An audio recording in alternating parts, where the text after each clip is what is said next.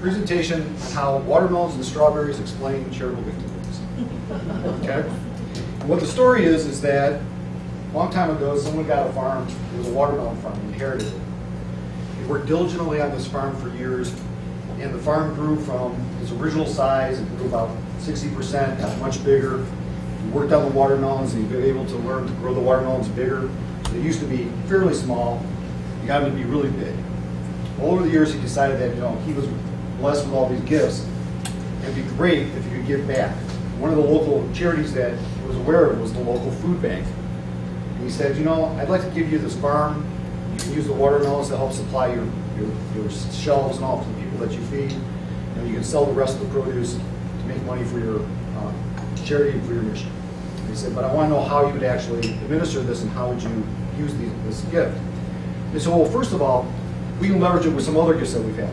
We had someone that gave us a strawberry farm years ago. So what we're going to do is we'll make sure that we use all of these things that we give, the strawberries, the food that's been given to us from various stores and all, to increase the assets that we have to give back to those that we serve in the community that we serve. He said, well, that sounds pretty good. He said, now I got a bit of a concern. And I said, well, what's that concern? Well, my family's lived off the proceeds of this farm for years, so I can't just give you the whole thing, but I'd like to give it to you so that you can start benefiting from it. The charity, being a smart charity, said, well, how about if we split it? Maybe you have part of it, and we'll keep part of it. And he said, okay, well, what do you think? And I said, well, based on what you're talking about and all, how about if we do about a 25-75 split? Okay? He said, okay, well, that sounds great. I keep most of my farm back. I still have it, but I don't need it all right now. But I'm going to live for a while. My wife's going to live for a while. Can I get that back over my lifetime? I said, sure. What we'll do is we'll just send you a part of the proceeds every year off of this farm.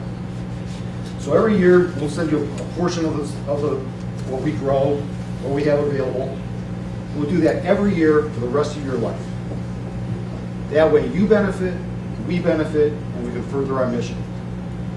And the donor said, that's a great idea. Let's get this gift done. Let's start helping feed the poor. What has just happened here is everything that's in a charitable gift annuity. Okay? So, for purposes of illustration, and you all have a gift illustration, let's say that the farm is valued at multiples of $10,000. $10,000 gift with a $4,000 cost basis. Remember that farm, when we first got it, was smaller, we grew smaller watermelons, that black line down there. That's the cost basis in that farm, $4,000.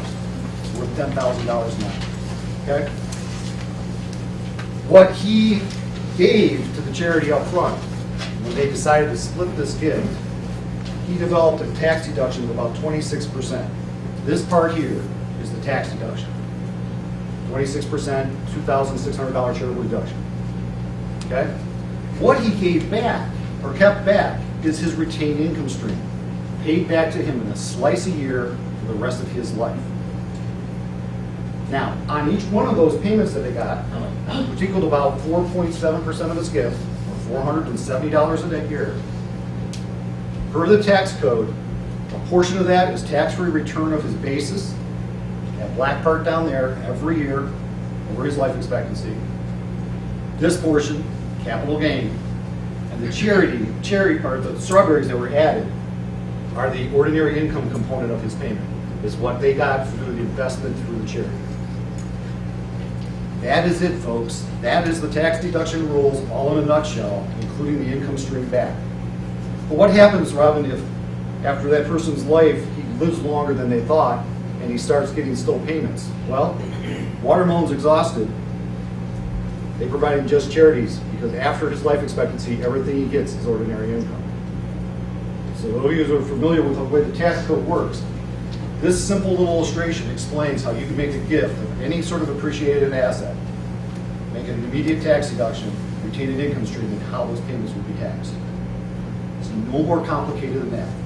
We like to talk about CGAs and CRTs and CLTs, and people blur out, okay? This is it. Why do we make it more complicated than what it really is? So that's my quick little fun part of the presentation.